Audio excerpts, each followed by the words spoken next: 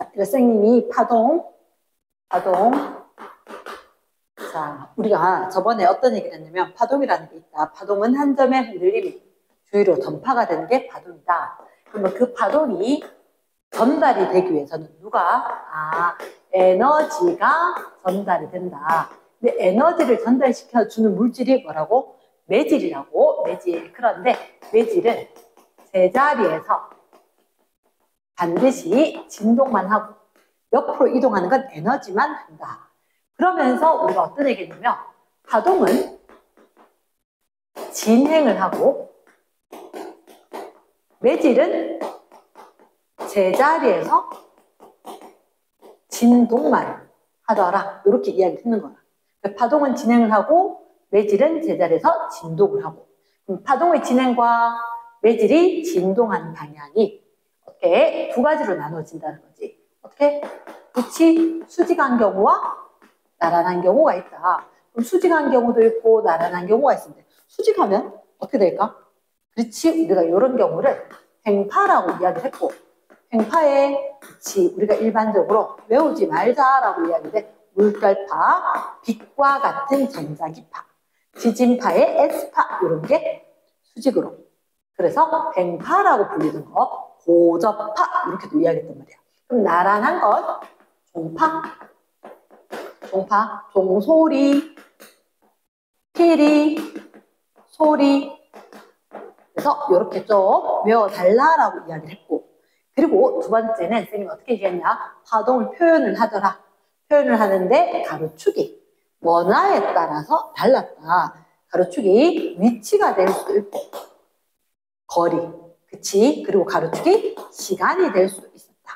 파동은 어쨌든 나오면 세로값을 위치, 변위 이런 얘기를 할 건데 어쨌든 무조건 4분의 1로 잘라서 생각해야 된다. 파동이 올라갔다가 내려왔다가 다시 올라갔다가 이렇게 반복을 할 거란 말이야.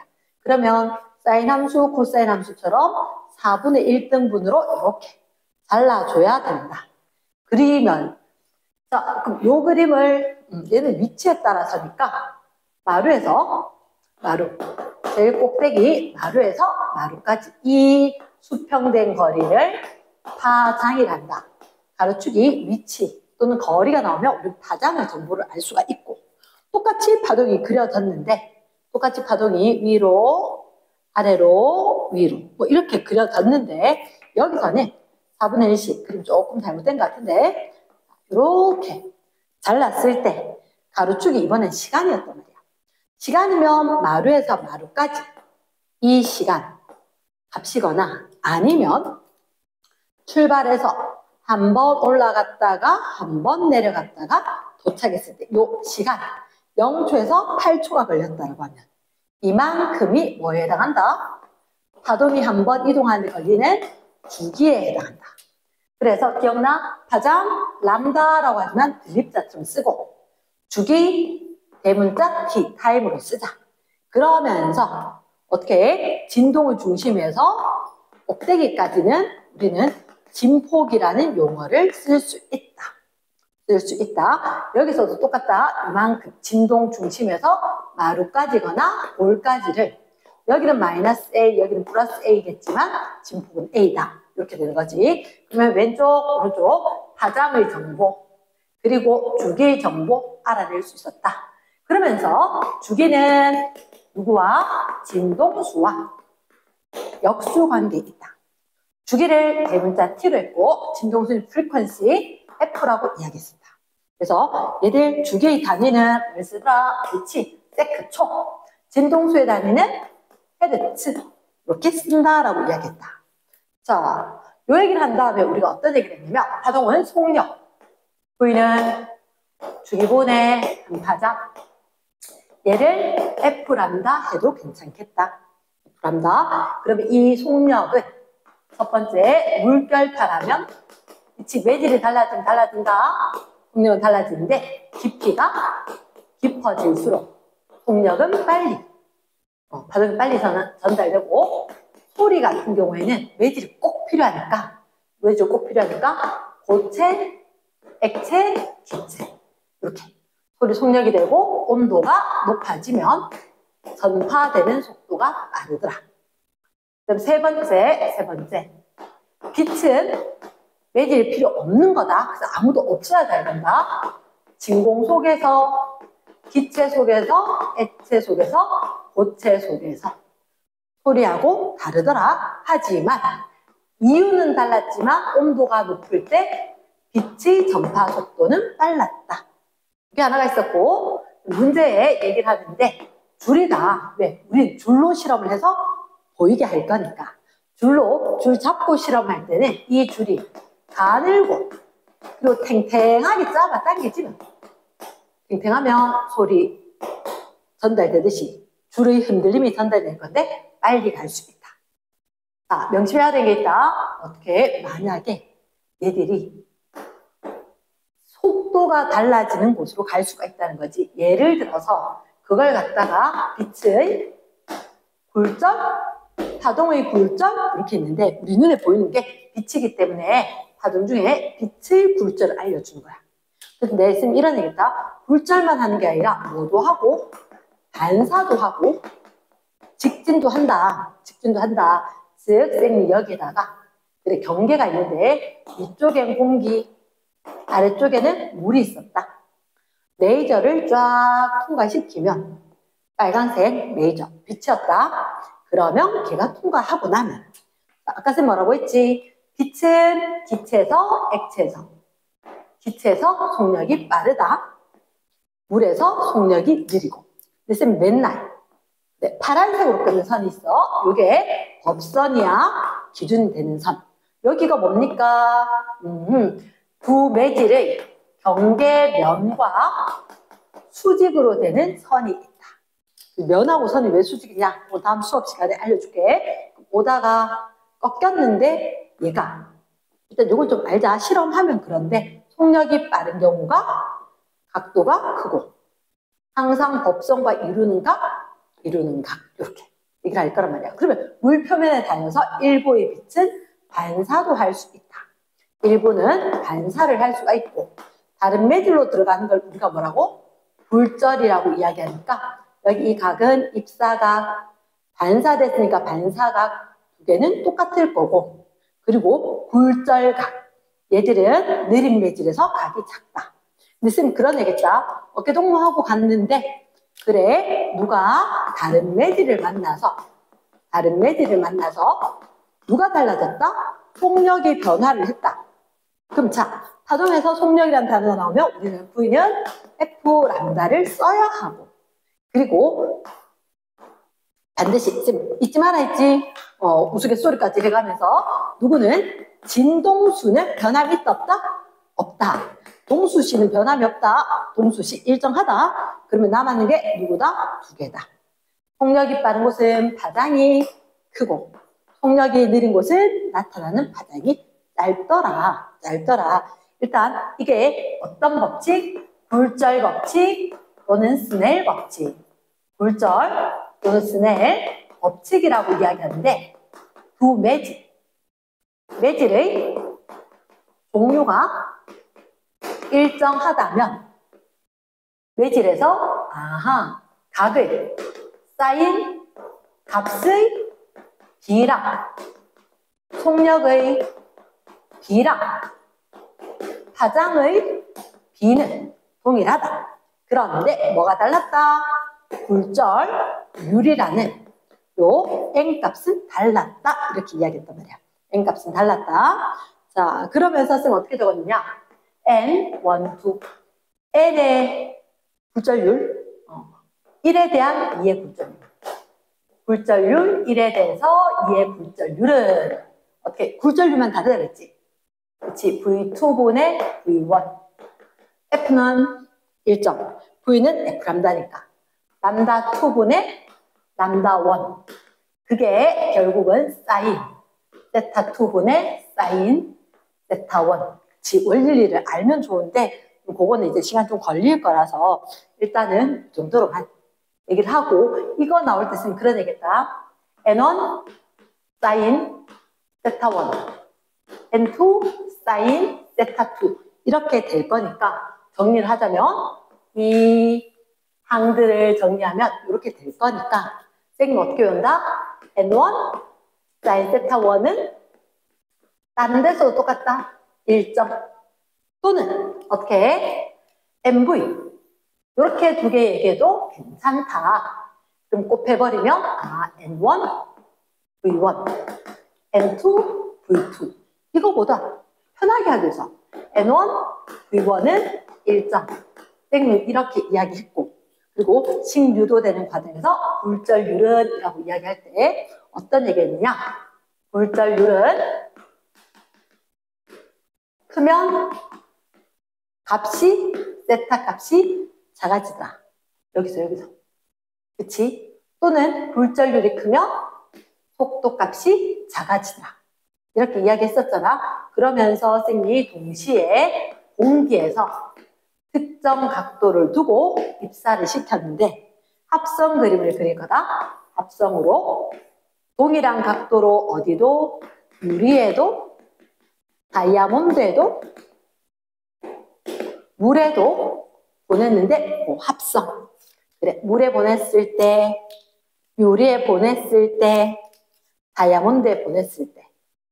기억을 해야 되는 게 빛은 결국은 밀도값 때문이다.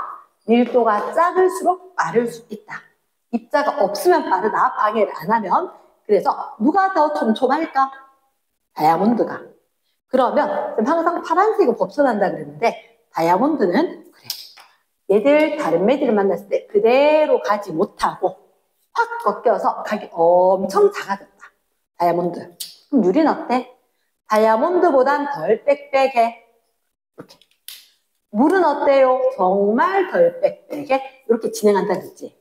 그래서 쌤 어떻게 해? 물은 각이 제일 큰데 꺾이는 정도는 제일 좀 작은 것 같다. 그래서 사인 세타 값 두 개를 곱하게 되면 결국 모든 경우에 일정하더라. 그래서 n 사인 세타가 일정하다. 이렇게 이야기를 하고 그리고 우리가 공기에서 굴절률을 대략 1을 하자. 1. 그러면 공기와 이 밑에 거 어떻게? N1, V1 일지점이지. 공기에서 굴절률이 1. 만약에 각도가 90도다. 각도가 90도면 사인 90도. 그러면 매질에서 굴절률과 매질에서 값 또는 1. 얘들 속력을 공기에서 또는 진공에서 빛의 속력이 C. 그러면 N 매질에서 속력 V. 그래서 절대 굴절률이라고 진공에 대한 굴절률 이게 N은 V분의 C 이렇게 된대. 있었었다. 그럼 저번 시간에 요거 하면서 굴절의 예시까지 했었거든.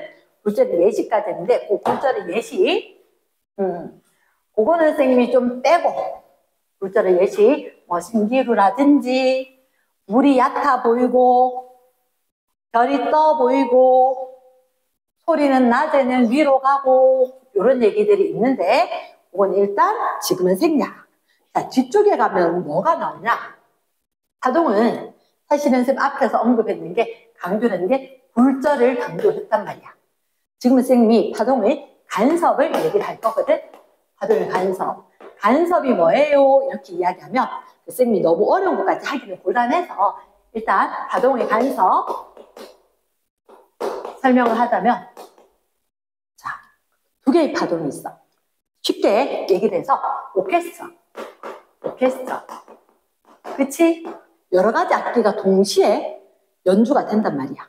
그렇지 악기마다 각각 다른 음색을 가지고 뭐 다른 악보를 가지고 있지만 이 악기 소리가 모두 함께 존재해서 내 귀에 들리더란 거야. 이게 간섭이거든. 간섭. 그러면 간섭이라는 게 두 가지의 법칙이 있어. 어떤 거냐? 파동 두 개가 만나면 중첩 원리. 어떤 것 같아? 만나서 합쳐졌다 이런 거지. 그래서 Y1 플러스 Y2. 자, 그게 무슨 얘기냐? 그래, 왼쪽에서 줄을 쫙 두고 있었는데 어떤 사람이 왼쪽에서 이렇게 어떤 사람이 오른쪽에서 이렇게 줄을 쫙 주고 툭툭 동시에 팍 쳤단 말이야. 그러면 이 에너지가 쫙 전달이 돼. 그러면 조금 있다가 얘들 어떻게 될 거냐? 접근해서 왔을 거란 거지. 시간이 더 지나면 얘들 둘이 변위, 이 값을 변위, y 값이라고 할 건데 얘들이 합쳐져서 이렇게 우뚝 솟은 모양으로 될 수가 있다. 이게 중첩 원리인 거야. 그런데 중첩 원리와 함께 우리한테 독립성이라고 이야기할 거거든. 독립성. 그건 무슨 얘기냐? 오른쪽으로 진행하던 파동과 왼쪽으로 진행하는 파동은 만나서 변위합으로 새로운 변이가 생겼긴 하지만 그 이후에 다시 나는 내가 할 길대로 가고 지금 좀 높이 그렸네?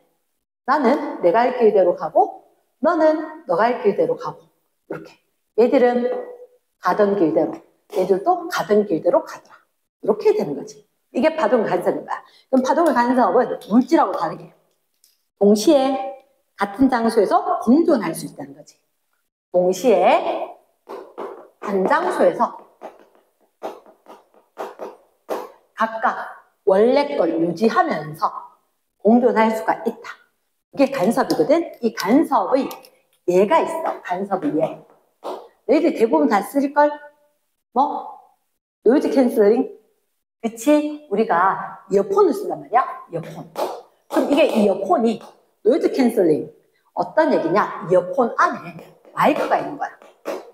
마이크가 있어서 외부 소리를 받아들이고 그 소리에 대해서 반대 방향으로 원래 외부 소리가 이렇게 있으면 외부 소리를 반대로 마이크가 있었으니까 파장을 형성을 하는 거야. 그래서 얘를 없애버리고 음악 소리를 함께 들려준다는 거지. 그러면 빨간색, 파란색, 흰색 파동이 같이 있거든. 빨간색과 흰색은 내가 밖에서 들렸는 거 마이크로 받아들인 그 파동과 그리고 내가 생성한 이 파동 두 개를 똑같은 모양인데 반대 변이니까 상쇄에 대해서 없어지는 거야. 아하, 상쇄 이런 단어를 쓰는구나. 반대 위상 이렇게 이야기한다. 반대 위상 움직이는 방향이거나 변위가 반대다. 이걸 반대 위상이라고 한다. 반대 위상. 두 개가 만나면 상쇄되어서 변위의 값이 제로가 되는 거야. 그럼 결국 빨간색, 파란색이, 흰색이 다 공존했을 때 파란색 음악 소리밖에 없다는 거지. 그치? 이런 게 우리가 쓰는 간섭이었다. 그러면 좀 전에 들었을 때 이런 거 있지 않나요? 그러면 간섭에는 두 가지 있어. 어떤 간섭? 보강 간섭 그리고 상쇄 간섭. 보강 간섭과 상쇄 간섭. 느낌 오지? 그래, 어떻게? 얘는 좀 강해진 것 같아. 얘는 약해지거나 아니면 없어진 것 같아. 파동이. 그러면 우리가 비행기 안에서 외부의 엔진 소리가 들리지 않는다. 또는 헬리콥터 탈 때 그치, 우리가 일반인들이 타는 건 아니지만 외부에서 엔진 소리가 너무 시끄럽기 때문에 그걸 헤드폰 쓰고 그러면 대화가 가능하다는 게 그걸 여기다가 노이즈 캔슬링 쓰던 걸 우리가 활용하는 거예요. 그래서 헬리콥터에 쓰는 게 이게 상쇄 간섭이고 보강 간섭은 쉽게 얘기하면 오케스트라 여러 가지 악기 소리가 아주 작게 내지만 합쳐져서 웅장한 소리를 내는 게 이게 보강 간섭이다.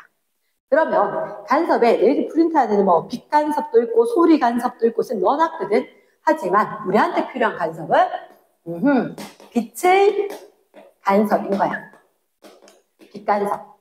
좀 디테일하게 설명하기가 조금 곤란해서 일단 이렇게 간단히만 할게. 오늘은 빛 간섭은 어떻게 이야기할 거냐면 일단 좁은 틈을 가진 유리가 있어. 이게 어떻게 됐냐? 여기 유리가 있고 여기 유리가 있고 저 뒤에 스크린이 있고 유리가 있고 그리고 여기에 유리가 이렇게 다시 하나 더 있고 그리고 이 뒤에 스크린이 있는 거야. 그러면 쌤이 뭐라고 할 거냐면 쌤 여기 이렇게 크게 그려놨지만 얘가 사실 슬릿이거든. 얼마나 가느냐면 그래 유리판을 촛불 같은 거 싹 그을린단 말이야. 그리고는 왜 우리 종이 자르는 커터 칼 있지? 그걸 한번 쓱 그냥 그었어. 쓱 이렇게 굵게도 아니고 싹 종이 자르듯이 싹 꺼는 그게 슬릿이야. 어떻게 할 거냐면 저번에 쌤 가지고 있던 빨간색 레이저 있지 그지? 레이저를 여기에 탁 쏘는 거야. 쌤 뭐 하세요? 라는 생각이 들지 않을까? 왜? 여기 구멍이 있었지만 여기 가로막히지 않았어? 맞지? 가로막혔는데 여기에 빨간 무늬가 나타나는 거야. 빨간 무늬가. 어떻게 나타나요? 되게 궁금하지? 자, 빛은 온 사방으로 퍼집니다. 빛은 온 사방으로. 그래서 사실 마루골 이렇게 퍼진단 말이야. 퍼지는데 처음에 여기 단일 슬릿이라고 한다. 단일 슬릿. 그리고 여기는 두 개가 있다. 이중 슬릿 이렇게 이야기할 건데 이중 슬릿. 이중 슬릿이 있는데 여기에 양쪽에 빨간색 빛이 도달하는데 같은 위상으로 올 거야. 그게 무슨 말이죠? 같은 위상. 이게 뜻이 뭐냐면 만약에 여기에 도달한 빛이 마루라면 여기도 도달한 빛이 마루다. 이렇게. 마루가 도달한다는 거야. 마루가. 지금 그래도 어차피 막혔는데 여기 어떻게 나타나요? 그래서 여기 가로 막혔지만 얘가 마루. 이 마루 지점이 새로운 점 파원이 되는 거야. 빛이 파원이 되면서 이 파원에서 두 군데서 같은 위상. 즉 빛이 이렇게 퍼져나가겠지. 빛이 이렇게 퍼져나가겠지. 맞지? 그래서 여기에 도달하는 거야. 하는데 자 결론적으로 쭉 연결했는데 이 지점 여기가 가장 밝을 거야. 빛이 오지도 않았는데 빛이 오지도 않았는데 즉 허연스 원리 이런 걸 좀 더 설명을 해야 되는데 일단 결과만 좀 기억을 하자. 여기 이 지점이 상당히 밝고 그러면서 그 옆에 어둡고 밝고 이런 무늬들이 교대로 나타나더라. 이렇게 되는 게 빛의 간섭일 거야. 그러면 그걸 기억해야 돼. 이중 슬릿이 두 개 있는 이중 슬릿을 통과하면 같은 위상의 두 파동이 만나서 스크린 뒤에 어둡고 밝고 이렇게 빛이 생겨난다는 거지. 생겨나는데 왜 밝죠? 그래 마루가 만나거나 마루골이 만나거나 이런 식으로 해서 그럼 여기는 그치 마루거나 골골이 만나면 같은 위상의 두 개가 되면서 밝아질 거고 마루골 또는 골마루 얘들이 만나게 되면 빛이 상쇄되어서 어두워질 거니까 어두운 무늬가 나타난다. 이랬어? 그러면 선생님이 하나만 더 얘기를 할게. 빛 간섭에 대해서 스크린에 무늬가 있어. 공식 유도보다는 선생님이 스크린 무늬로 이야기를 좀 할게. 얘는 우리가 기억을 해야 되는 게 델타 X는 D분의 L 람다. 전체적인 공식은 이야기가 힘들 거니까 일단 선생님 얘가 뭔지는 설명 한번 할게. 자, 그럼 델타 X가 뭐예요? 라고 하면 밝은 무늬에서 다음 밝은 무늬까지 요 사이 거리가 델타 X인 거야. 델타 X. 밝은 무늬에서 다음 밝은 무늬까지. 그러면 D는 아까 이게 이중 슬릿 있었지. 그렇지. 이중 슬릿 사이의 간격. 요 간격, 이 거리 얘가 D인 거야. L은 뭐죠? L은 그래 여기에 이중 슬릿 있는 데서부터 스크린까지 거리가 있어야 될 거란 말이야. 거리가. 그럼 람다는 뭐예요? 쌤이 갖고 있던 레이저는 빨간색 레이저야. 그런데 이 실험을 할 때 빨간색 레이저, 초록색 레이저, 파란색 레이저 여러 가지가 있단 말이야. 어차피 왜 빨간색밖에 없냐고? 파란색과 보라색은 정말로 강한 에너지이기 때문에 실명할 수 있거든. 그래서 일반인들한테 잘 팔아서 되는 게 아니니까 잘 안 쓴단 말이야. 그래서 쌤이 빨간색만 들고 있을 때 스크린 사이에 무늬 간격이 넓어진 걸 한번 생각을 해보자. 일단 이중 슬릿 사이의 간격이 좁으면 어떤 생각을 하냐면, 자, 이 얘기 될까? 혹시 드라이기? 너희들 드라이기 쓰지? 그치, 머리 말릴 때 드라이기 쓸 건데, 드라이기 보면 이게 참 곤란하다. 얘가 이렇게 삐죽 나와 있으면서 뭐 우리한테 두툼하게 잡을 수 있는 형태로 되어 있잖아. 그러면 이 부분에 기억나? 얘가 사실은 여기 이렇게 구멍이 길쭉하게 생겼지. 길쭉하게 생겼지. 근데 집에 가서 꼭 느껴봐봐. 바람이 어떻게 나오는지. 앞에서 이쪽에서 보면 구멍이 이렇게 생겼거든. 그런데 바람이 이쪽으로 세게 나와. 아래 위로가 아니라 옆으로 굳이 좁았던 그쪽으로 세게 나온다는 거지. 넓은 쪽 말고 좁았던 쪽으로 세게 나온다. 이렇게 돼. 그러면 얘들 같은 경우도 슬릿 간격이 좁으면 좁을수록 확 퍼지는 거야. 확 퍼지는 거야. 그럼 좀 이해가 되겠어? 그래서 좀 대충 넘어가는 것 같긴 한데 원래 원리가 맞아. 이게 그 원리가 적용이 된 거고. 그래서 드라이기 일부러 길쭉하게 생겨 있는 거야. 그래서 D 이중 슬릿 사이 간격. 슬릿 사이의 간격이 어때? 좁아야지 확 퍼지겠지, 빛이. 그치? 그럼 L. 이걸 한번 봐봐. 우리가 후레쉬, 휴대전화에 손전등을 켜더라도 아니면 집에서 아마 빔 쏘는 거 있는 애들 분명히 봤을걸? 이 거리가 멀어지면 분명히 화면이 빛이 퍼질 거니까 이렇게 더 커지는 거. 그렇지. 그래서 L 사이 화면까지 스크린까지 거리가 멀면 무늬가 커진다? 됐지? 그 다음 L. 선생님이 무슨 색으로? 빨간색으로 하지. 빨간색으로 하는데 그 책에 보면 빨간색도 초록색도 있는데 누가 밝고 어둡고 간격이 넓으냐면 빨간색이 훨씬 더 잘 보여. 예전 책에 보라색도 있는데 정말 간격이 좁아. 딴 조건 다 같아도 빨간색보다는 보라색은 잘 안 보여. 간격이 너무 밝고 어둡고가 촘촘해서 그 정도만 좀 기억하면 되겠다. 그래서 쌤이 일반적으로 보여줄 수 있는 빨간색 레이저에 이중 슬릿하면 여기가 밝고 어둡고가 간격이 좀 널찍널찍하게 보인다. 요 정도만. 쌤이 사실은 공식의 설명을 더 할까 싶어서 넣었는데 그거보다는 이렇게 말로 무늬 간격은 빨간색, 파장이 길고 그리고 스크린까지 거리가 길고 그러면서 슬릿 사이 거리가 좁으면 확 나올 거니까 무늬 간격이 넓어질 수 있다. 이 정도가 파동 간섭으로 보면 괜찮을 것 같아.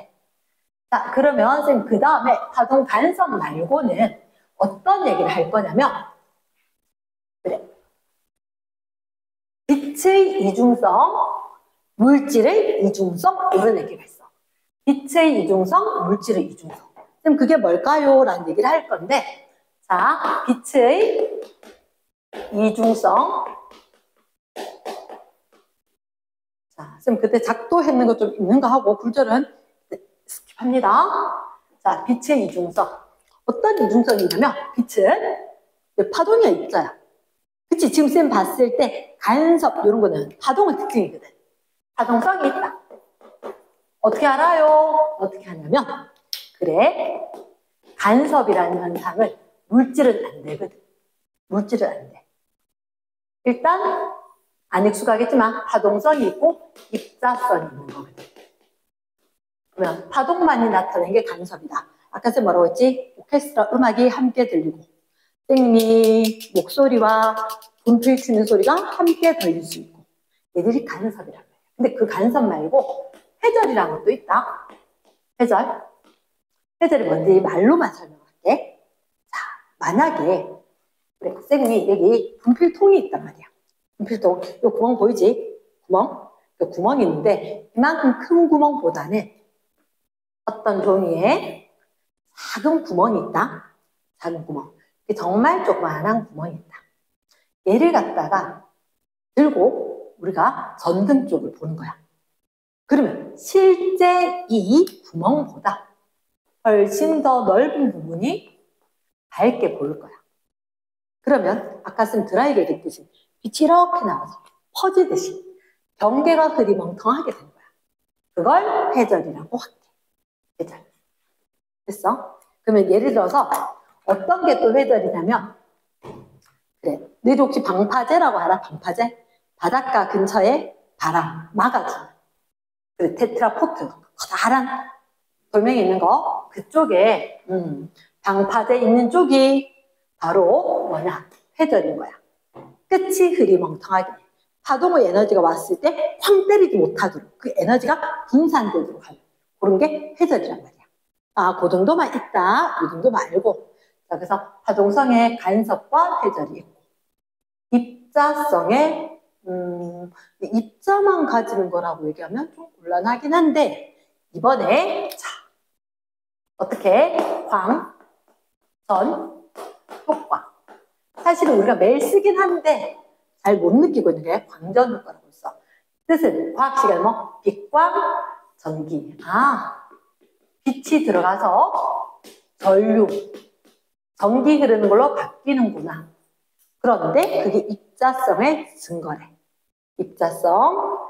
자, 그러면 등이 광전 효과가 뭔지 설명을 한번 해볼게. 빛은 파동성이 있는지는 알았는데 광전 효과. 요거로 아인슈타인이 상당히 인정을 받았던 건데, 자, 상대성 이론이라고 하는 유명한 거 말고 아인슈타인은 광전 효과, 광양자설 얘들로 노벨상을 받았는 것 같은데, 자, 선생님이 이런 얘기를 할게. 광양자설 이렇게 될 건데, 광전 효과, 광양자설. 자, 어떤 관계냐? 혹시 이렇게 된 거 본 적 있어? 물론 유리병 안에. 그치? 이름이 뭐였다고? 검정기. 그치? 여기도 막혀있긴 하지? 막혀있긴 해. 그러면 검정기에 요 위에 금속판이 있고, 여기에 금속 박이 있고. 지금 만약에 이 금속 박이 벌어졌다면 왜 그럴까? 그치? 두 개가 성력에 의해서 벌어져 있을 거다. 둘 다 플러스가 되거나 마이너스. 근데 우리 실험에 얘가 마이너스 음전하를 띈 상태가 필요하기 때문에 마이너스로 적을게. 그러면 어떻게 했느냐? 그래, 마이너스 대전제를 갖다 댔어. 지금 우리는 그게 중요한 게 아니라 이 금속 박만 마이너스일 수는 없고 금속판도 금속박도 전체가 마이너스 상태일 거다. 그런데 여기에 뭐를 붙였냐면 빛을 비췄어. 빛을. 그치, 너희가 아는 그 빛 맞아. 그 빛 맞는데 우리는 이런 얘기가 있지. 가시광선, 눈에 보이는 거, 그보다 에너지가 작은 거, 적외선, 그보다 에너지가 센 거, 뭐 자외선. 이런 식으로. 어차피 얘들이 이쪽에 엑스레이, 여기 마이크로파 등등등 있는데, 이 빛 전자기파 중에서 가시광선 파란색일 수도 있고 빨강색일 수도 있고 등등등 있단 말이야. 자, 빛을 비췄어.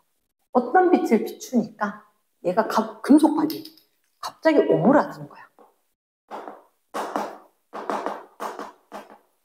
근데 어떤지 알아?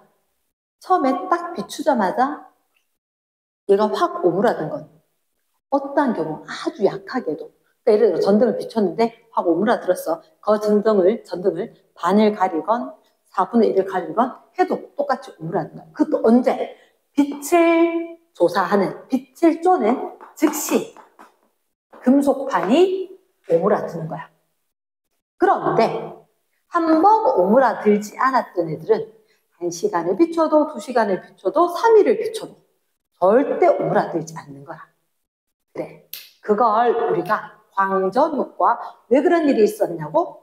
아까 선생님이 음전하로 대전제라고 했지. 그러면 빛을 비추는 즉시 여기에 있던 전자가 튀우 튕겨나간 거야.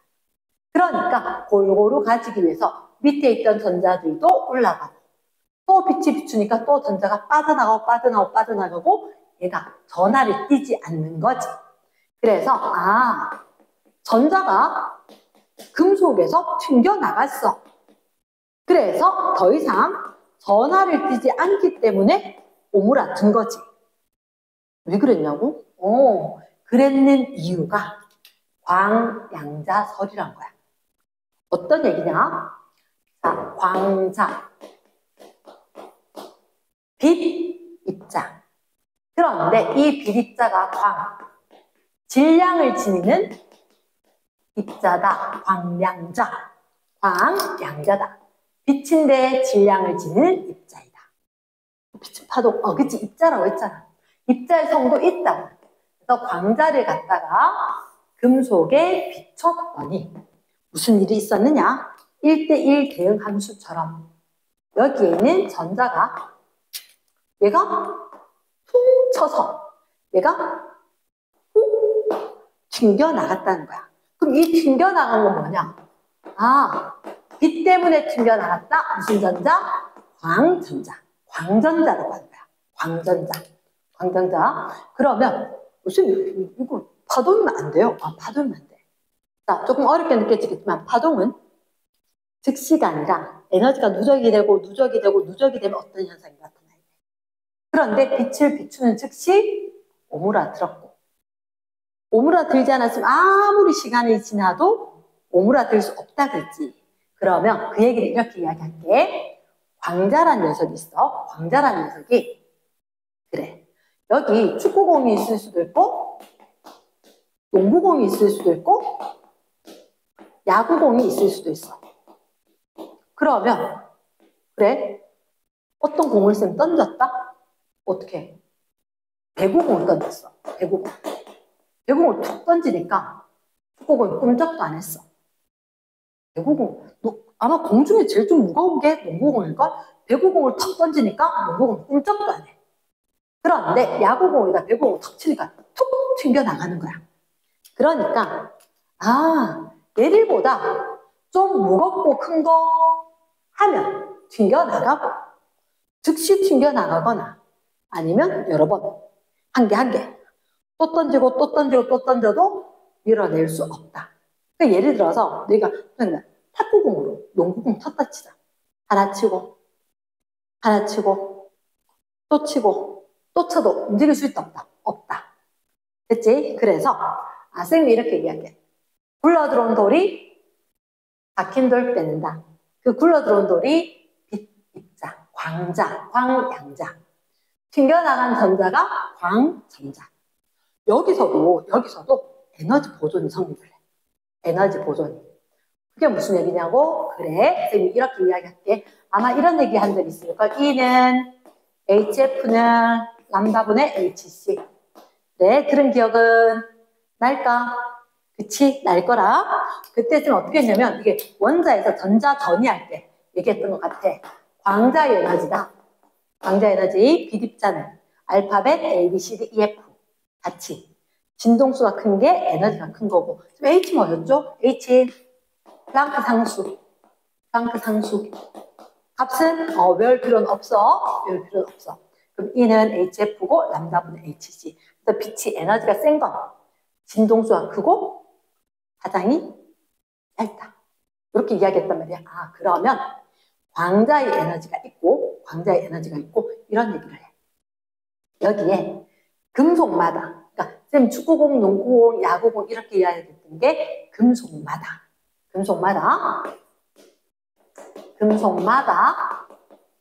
이일함수. 그치 쌤 에너지로 접근한다 했으니까 에너지에 대응해서 같이 할 수 있는 건 일이었잖아. 근데 왜 함수냐면 금속마다 이 일에너지의 크기가 달라. 그래서 일함수란 말을 쓰는 거야. 광자의 에너지는 HF. 그러면 얘들도 같은 표현을 해야 될 거니까 금속의 1, W, 일함수는 HF0 이렇게 이야기할 거야. 그럼 지금 F0는 뭐예요? F0는 다른 말로 한계 진동수 또는 문턱 진동수. 요즘은 문턱이 없는데 어떻게 이 정도는 돼야지 빼낼 수 있겠다. 지금 아까 분명히 배구공 던져서 농구공 빼낼 수 있을까? 그건 안 될 것 같아. 이렇게 되었을 때 배구공을 던져서 배구공을 빼낼 수 있는데 농구공 못 빼내겠다. 그럼 딱 그 정도는 돼야지 빼낼 수 있다. 한계. 또 문턱. 넘어가려고 하면 왜 한옥 초가집에 문턱 넘어가서 하려면 발을 들어야 돼. 그만큼 높이만큼. 그럼 이 상황을 쌤이 적어보자면, 아하, 광자의 에너지는 HF고, 금속의 이함수는 HF0. 처음에 있던 에너지로 빼내는 일을 한다고 쓰면 광전자는 운동 에너지를 지니면서 휘용 나가서 움직일 거다. 자, 이걸 어떻게 이야기할 거냐면, 광자의 에너지 빼기 일함수 해버리면 전자의 최대 운동 에너지를 구할 수 있다. 물론 이렇게 이야기할게. 금속의 일함수는 정해져 있지만, 금속의 일함수는 정해져 있고, 빛의 에너지도 정해져 있지만, 얘는 표면에 있는 전자를 빼낼 때 일의 크기가 HF0인 거야. 그러면 왜 최대 운동 에너지냐? 이 밑에 금속이 이렇게 있었을 때 이 밑에 있던 걸 위로 끄집어 당기는데 에너지 좀 쓸 수도 있다. 그래서 만약에 제일 큰 전자, 제일 에너지가 큰 전자는 이거에서 이거 빼낸 것만큼 썼다. 선생님은 사실은 이렇게 갖다가 유치한 방법을 외우는데 어떻게 외우냐? 이렇게. 선생님 처음에 그 공부를 할 때 그렇게 했던 것 같아. 거스름돈이 있다. 거스름돈은 내가 가지고 있던 용돈으로 땅을 샀어. 남은 게 거스름돈이었는 거야. 그러면 내가 갖고 있던 용돈이 바로 빛의 에너지, HF, 빛의 에너지. 땅값이 일하는데 HF0. 그리고 나면 남았는 거스름돈이 바로 전자의 최대 운동 에너지. 지금 최대 운동 에너지 어떻게 설명할 거야? 내가 걸어가서 땅을 샀어. 차비 안 들었잖아. 그럼 제일 많이. 근데 버스 타고 가거나 택시 타고 가거나 다른 방법 쓰면 좀 더 줄어들 수 있잖아. 그래서 광자의 최대 운동 에너지, 광전자의 최대 운동 에너지. 뭐가 맞아? 그치? 광전자의 최대 운동 에너지는 여기 광자의 에너지, 광량자의 에너지 빼기 1 함수만큼이다. 이렇게. 그래서 표현을 보면 그래, 1함수 빼내기 위해서 최소한의 에너지 이런 말이 있을 거다. 됐지? 그래서 일단 광량자선 이런 얘기가 있대. 이런 얘기가 있고 그 다음에 선생님 일단 기본 설명만 좀 하고 좀 넘어가면 빛이 이렇게 파동인 줄 알았는데 입자의 성질이 있었지. 그러면 갑자기 이런 생각이 드는 거야. 그럼 잠깐만. 빛이 파동인 줄 알았는데 입자의 성질이 있어. 그럼 내가 믿고 있던 전자라는 녀석이 얘는 입자였는데 얘는 파동성이 없나? 이 생각이 든 거지. 그래서 얘가 입자성이 있는 건 확실할 건데 이것도 파동성을 가지고 있을까? 궁금했단 말이야. 그래서 누가 드브로이라는 학자가 광양자설을 이야기했던 아인슈타인한테 찾아간 거야. 자, 광양자설을 이야기했던 광전 효과를 설명할 수 있는 빛이 입자다 라고 이야기한 아인슈타인한테 찾아가서 사실 내가 알고 있는 전자가 입자인데 그러면 이 전자가 파동성이 있지 않나 이렇게 이야기하니까 주위 사람들이 난리가 난 거야. 아니라고. 근데 아인슈타인이 한마디 했어. 그래 한번 해봐. 괜찮을 것 같아. 한번 해볼 필요가 있을 것 같아. 이렇게 해서 설명을 하기 시작한 거야. 아까 쌤이 어떻게 얘기했냐? 파동성의 대표적인 게 빛이 간섭무늬가 있다 그랬지. 간섭무늬. 요게 있다 그래서 그거 아까 어떻게 했더라? 빛이 단일 슬릿 있고 이중 슬릿 있어서 그 뒤에 스크린에 어떤 무늬가 나타났다 그랬지. 그래, 그 얘기할 때 선생님이 회절이란 것도 있다. 그게 장애물 뒤쪽까지 파동이 전파되는 거다. 이게 회절이란 말이야. 그래서 전자를 가지고 이런 얘기를 하는데 전자가 툭 튀어나갈 수 있는 전자총이 있어. 그거 전자를 갖다가 이렇게 슬릿에 통과를 시킨다는 거지. 만약에 단일슬 하나가 있잖아. 그럼 저 뒤에 스크린에는 회절무늬가 생겨. 회절무늬가. 회절무늬는 그래. 이게 전자총으로 했는 게 아니라 엑스레이로 먼저 한번 해봤어. 이미 있던 무늬야. 그런데 엑스레이는 뭐지? 그치, 빛이잖아. 이 빛을 쏘여 보냈던과 그 그림이 전자 입자를 탁 튀어나가게 해서 전자총을 보냈더니 뒤쪽에 동일한 무늬가 나타났다는 거지. 그래서 회절? 그치? 파동성인데? 전자했는데 여기 회절 무늬가 있다고? 그리고 간섭 무늬가 있다고? 그럼 그거 파동성 맞네. 해서 그러면 전자도 빛처럼 이중성 두 가지 성질을 다 가지고 있다. 요즘 저 못 봤는데요. 그래, 못 보는 이유가 있어. 못 보는 이유가 있는데 그 이유는 뭐냐면 드 브로이라고 이야기한 학자가 있다 그랬지. 그 사람이 드 브로이 학 이렇게 해서 파장을 이야기한 게 있다. 자, 그럼 쌤은 일단 공식을 어떻게 외웠냐? 힘, 남자 파워. 너무 유치하지? H, 그치, 너희가 아는 프랑크 상수도 맞아. 람다, 파장 맞아. P는 뭐였죠? 그치, P는 뭐였을까? MV. 기억날라나? P가 운동량. M이, 그렇지, 질량. V가 속도.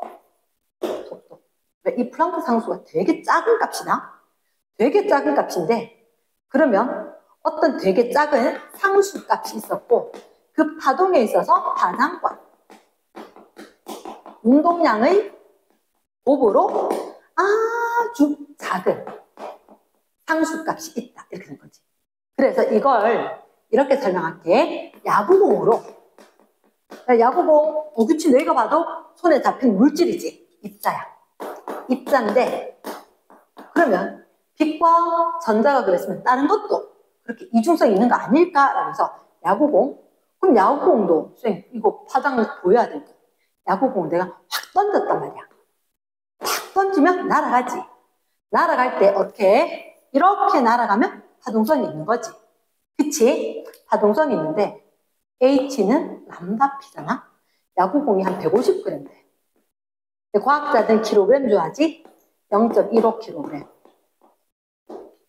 그리고 운동량 P는 질량에다가 속도 곱했잖아. 그런데 이래 한번 생각해봐. 질량 알지?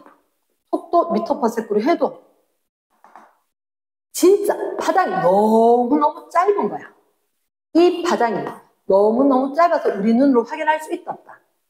없다. 이 값이 파장이 너무 작아서 확인을 못했던 거지. 실제로 입자성도 파동성도 둘 다 있다. 이렇게 된 거지. 그래서 여기에서 한 단계 더 나가서 우리가 전자의 파동성을 이용을 해서 뭘 만드느냐? 전자현미경을 만드는 거야. 전자현미경. 그러니까 전자현미경이라고 하는 것은 우리가 일반적으로 현미경, 광학현미경, 뇌세포 분열 이런 걸 관찰하는 그 실험했던 빛을 이용한 광학현미경이 아니라 실제로 특수 좀 준비를 해야 돼. 특수 준비를 해서 전자가 들어가면서 꽝 때려서 나타나는 회절 간섭 무늬로 나타나는 영상으로 세포의 구조라든지 이런 걸 파악을 한 거지. 파악을 했는데 그렇게 전자현미경을 사용했는 게 바로 전자의 파동성 때문이었다. 그럼 일단 쌤이 추가적으로 더 하겠지만 우리가 기억을 해야 되는 게 파동에 대해서는 일단 직진, 반사, 굴절, 회절, 간섭 이런 단어 그리고 빛의 이중성, 물질의 이중성. 그러니까 빛의 굴절로 우리가 다른 매질 만나면 꺾였다. 간섭, 파동이 여러 개가 함께 있을 수가 있다. 회절, 장애물 뒤로도 전파가 된다. 자, 그러면 회절의 대표적인 또 예가 뭐가 있냐면, 자, 내가 방 안에 있는데 거실에서 엄마 아빠가 도란도란 이야기하는 게 들려, 내 귀에. 분명히 장애물이 있지. 장애물이 있는데 벽이 있고 문이 있고 그 좁은 틈으로 밖에 있는 그 소리란 파동이 들어와서 뇌에 온 거야. 이런 게 회절이라고. 장애물 뒤로 갔다. 그치? 빛은 못 갔을 건데, 그치? 소리는 잘 왔고. 그리고 빛은 문 닫았을 때 빛 조금 그렇게. 그 빛과 소리의 성질 때문에 누가 회절이 잘 되고 덜 되고 있다는 거지. 그래서 일단 처음 들어봤겠지만, 이중성. 간섭은 아까 설명 좀 한 것 같고, 이중성의 입자설이다. 굴러 들어온 돌이 박힌 돌 빼낼 건데, 쌤 요런 걸 그래프로 설명을 다시 얘기를 할 것 같아. 근데 되게 쉬워. 처음에 가지고 있던 거 빵값 뺐어. 그럼 거스름돈이겠지. 맞지, 그지? 그래서 빵값이 광자의 에너지. 그래서 빵값, 일함수. 그리고 나면 거스름돈이 남더라. 그런데 내가 돈을 되게 적게 갖고 가면 거기 1시간 기다린다고 해서 비싼 빵 안 줄 거란 말이야. 그래서 아, 일함수라는 게 있구나. 금속마다 이걸 딱 빼내는 최소한 봉투값 빼고, 그치, 봉투값 빼고 뭐 다 빼고 빵만 딸랑 사는데도 그 돈은 있어야 한다고. 그런 형태로 최소한의 운동에너지 생길 때 필요한 빛이 있었다. 광양자, 광전자 이런 용어. 그 다음에 전자, 드브로이파. 드브로이파, 다른 말로 물질파. 이렇게 이야기할 거니까 물질파, 쌤 유착이었다. 힘, 플랑크 상수, 람다피, 람다 파워 이렇게 외웠는데 일단 H는 람다피. 원래 공식은 이렇게 돼. 여기 바닥은 P분의 H. 쌤 얘 별로 안 좋아해요. 그래서 이게 더 많이 쓰이기 때문에 상수 값이라서 플랑크 상수, 플랑크 상수 그런 게 있더라. 네, 이거까지 일단 한번 머릿속에 되뇌어서 읽어오기. 수고했습니다.